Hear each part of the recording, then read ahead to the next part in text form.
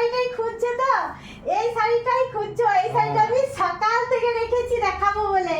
তোমাকে দেখাতে হবে না, তুমি যাও, আমি দেখাচ্ছি। চলো, আজকে তোমাদের সাথে আমি শেয়ার করব বলে শাড়িটা রেখেছি।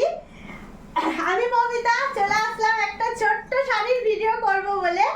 দেখে নাও, একে তুই অষ্টমী বলে অষ্টমী করে একদম আমাদের মাথা খারাপ, কি পরবো আর ভালো লাগে না পুরনো শাড়ি। দেখে নাও, পিওরের মধ্যে একটা শাড়ি মমিতা দেখাচ্ছে।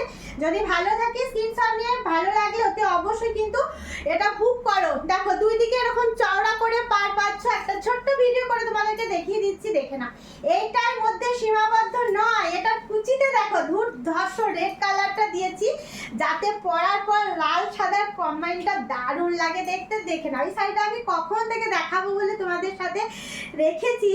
দেখে না, এই যাচ্ছে পুরো আঁচলটা মাল্টি কালার কনসেপ্টের মধ্যে রেখেছি।